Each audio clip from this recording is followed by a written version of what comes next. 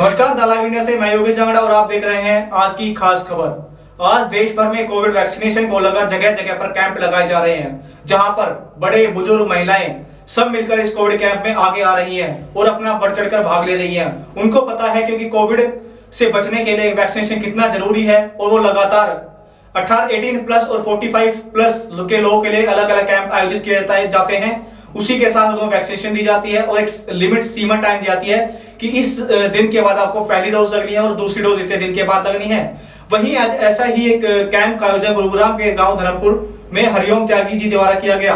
जानकारी के लिए बता दें कि हरिओम त्यागी पूर्व सरपंच है और फिलहाल अभी नगर निगम में धर्मपुर गांव आ चुका है। इस कैंप के दौरान समस्त ग्रामवासी, ग्राम पंचायत टीम, गांव के कुछ मेंबर, मौजूदा वर्कर, पीएससी, डॉक्टर टीम, आशा वर्कर और भी सिविल डिफेंस, गुरुग्राम पुलिस ने भी पूरा सहयोग दिया और उनका सहयोग में गांव धर्मपुर के सरपंच हरिओम त्यागी ने उनका पूर्ण धन्यवाद किया। इसके बाद हरिओम त्यागी ने अपने संबोधन में सभी देशवासियों से अपील की कि वे सभी लोग मिलजुल कर आगे आए, जितना हो सके बढ़ चढ़कर हिस्सा लें। कोविड से बचने के लिए वैक्सीनेशन कितना जरूरी है वो सबको। दूसरी लहर हमने जो देखी थी, जिस प्रकार लोग दम तोड़ रहे थे, तो जिस प्रकार सरकार ने दूसरी लहर के बाद कोविड वैक्सीन को चालू किया है, वहीं दूसरी वैक्सीन के साथ साथ लोगों में एक जागरूकता आई है कि वैक्सीन लेने से हमें कोई दिक्कत नहीं होगी और वैक्सीन लेने से हम कोविड से बचाओ, अपनी सेफ्टी कर सकते हैं। साथ हरिओम त्यागी ने लोगों को मैसेज दिया कि कोविड से बचने के लिए वैक्सीनेशन के साथ साथ मास्क, 2 गज की दूरी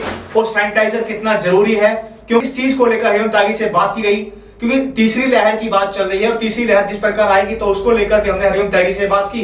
तो उन्होंने बताया कि आज हम पूरा देश इस तीसरी लहर के लिए तैयार है, क्योंकि जिस प्रकार आज युवा ब्रिगेड आगे आ रही है, बड़े बुजुर्ग आगे आ रहे हैं और कोविड वैक्सीनेशन लगातार दिन पर दिन ले रहे हैं, उससे हम तीसरी लहर का सामना कर सकते हैं।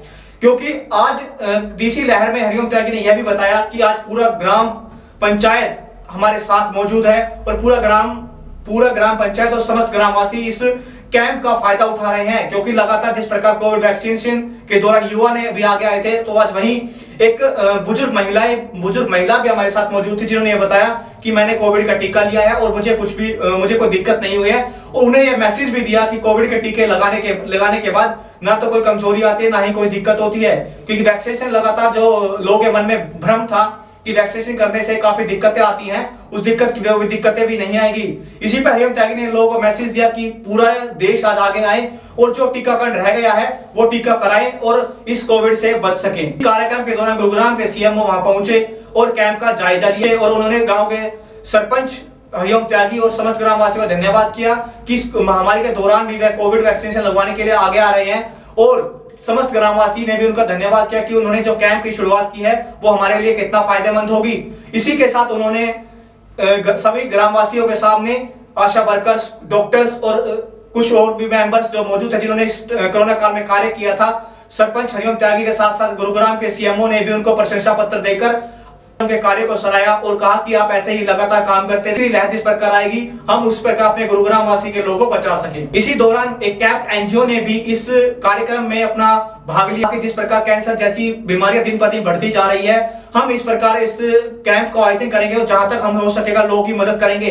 इस एनजीओ का नाम कैप्ट है, जो कि कैंसर को लेकर महिलाओं को अवेयरनेस करता है। और इस कैंप के दौरान काफी लोगों ने अपना चेकअप भी करवाया, कैंसर को लेकर महिलाओं ने जागरूकता दिखाया। और कैंप की सीईओ मृदु गुप्ता ने बताया कि हम हर प्रकार से लोगों की सहयोग करेंगे, जहां तक हो सकेगा हम लगातार गांव टू गांव जाकर भी इस कैंप का आयोजन करेंगे, क्योंकि लोगों को बचाना हमारा कार्य है और हम जिस प्रकार कैसे भी करके लोगों को बचाएंगे, क्योंकि हमने ठाना है लोगों तक कैंसर की वैसी बीमारी को जड़ से खत्म करना है। क्योंकि आज कैंसर दिन पर दिन लगातार बढ़ता जा रहा है। इस पूरे कार्यक्रम के बाद सभी लोगों ने, पूरे ग्रामवासी ने मिलकर हरिओम त्यागी का धन्यवाद किया और कहा कि आप ऐसे ही लगातार कार्य करते रहें। इसी के बाद हरिओम त्यागी ने पूरे गांव का भी हाथ जोड़कर धन्यवाद किया और कहा कि जहां तक मुझसे हो सके मैं हेल्प करूंगा, पीछे नहीं हटाऊंगा, क्योंकि ग्रामवासियों की मदद करना मेरा सबसे पहला कर्तव्य है। आज जो कैंप लगाया गया है, किस चीज को लेकर कैंप पर क्या प्रायोरिटी दी गई है? ऐसा जी, कोरोना की 2 साल से मार झेल रहे हैं और ये हमारे बीच में है, इंचार्ज है यहाँ पीएचसी से डॉक्टर राजेश। और इनकी 2 साल से भी मैं जब भी इनको फ़ोन करता था, रात को भी 1 बजे एम्बुलेंस, जिसको भी दवाई देनी, डेड वहाँ दाखिल कराना, पूरी इनके साथ पूरा कोऑपरेट करते थे। तो आज जो वैक्सीनेशन कैंप लगा गया है उसके बारे में आपका क्या कहना है? वैक्सीन का कैंप ये लगाया, वैक्सीन है, वैक्सीन तो बहुत ज़रूरी चीज़ है। मैं कहता हूँ 18 से और ऊपर के सभी वर्गों को लगाई जा रही है। बीपी, शुगर और कैंसर की भी जांच कराई जा रही है। लगातार सुनने में आता, आप लगातार काम में लगे रहते हैं गाँव को, जिस प्रकार आपने वैक्सीन की अरेंजमेंट किया है, तो किस प्रकार अरेंजमेंट यहाँ पर कितने लोग गाँव के जागरूक है इस चीज़ में? ऐसा जी, हमारे यहाँ पे फ्लैट काफ़ी आगे, ये सोसाइटी काफ़ी है, तो ये भी हमारे ही गांव है, ये भी हमारे घर है, तो सब रल मिल के बड़े शांतिपूर्वक सभी लगवा। तो ये कैंप कितने दिन तक चलने वाला है आपको? एक कैंप तो अभी डॉक्टर राजेश से बात करोगे आप, ये बताएंगे, तो इनसे ही हम सुविधा लेके कराते हैं। नहीं, फिलहाल अभी एक दिन का कैंप है या फिर 2 दिन? एक दिन का, और शायद ये संडे को भी कह रहे हैं, संडे को भी हो सकता है। ओके, सर आपका नाम बता दीजिए। डॉक्टर राजेश जी, लगातार जब कोविड के मार पूरा देश झेल रहा है, 2 साल हो चुके हैं, इसको लेकर क्या कहना है? सबसे पहले तो जी कोविड की मार देश काफ़ी झेल चुका है। उसके लिए गुरुग्राम स्वास्थ्य विभाग ने काफ़ी अच्छा काम किया था और लोगों को घर घर सुविधाएं भी पहुंचाई हैं। अभी पीछे होम आइसोलेशन किट्स स्वास्थ्य विभाग द्वारा घर पे पहुंचाई गई है। उसके अलावा जिस मरीज़ को रेफरल की ज़रूरत पड़ी उसको एम्बुलेंस द्वारा शिफ्ट भी करवाया गया है। और उसके बाद जो वैक्सीन आने के बाद वैक्सीनेशन में गुरुग्राम ज़िला पूरे देश में टॉप पे रहा है, जैसा कि आप मीडिया माध्यम से भी जान रहे हैं। चाहे वो testing treatment and vaccination. Testing हो गई, सबसे टॉप में है जी गुरुग्राम। वैक्सीनेशन में टॉप में है जी। और ट्रीटमेंट के लिए भी इस शहर को सबसे बढ़िया माना गया है, गुरुग्राम शहर। सर आप पीएचसी के डॉक्टर हेड है, तो मैं ये जानना चाहूँगा कि लगातार जो गांव में टेस्टिंग की जाती है या फिर जो वैक्सीनेशन की जा रही है, तो क्या क्या थोड़ी बहुत समस्या सामने आएगी? तो थोड़ी क्या समस्याएं हैं? समस्याएँ गाँव में जब टेस्टिंग थोड़ी सी कम होती है, तो कोरोना की मार कम रहती है। जब लहर आती है तभी टेस्टिंग के लिए लोग आगे आते हैं, वो अदरवाइज़ हमें मोटिवेट करना पड़ता है कि टेस्टिंग से नुकसान नहीं होगा, टेस्टिंग कराने से आप दूसरे लोगों को बचा पाएंगे।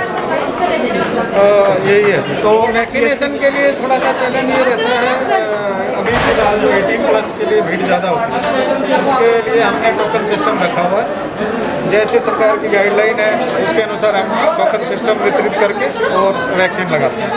सर एनसीडी स्क्रीनिंग कैंप और लगातार कोविड वैक्सीन कैंप का यहाँ पर आयोजन किया गया धर्मपुर गाँव में, तो क्या कहना है इसको लेकर?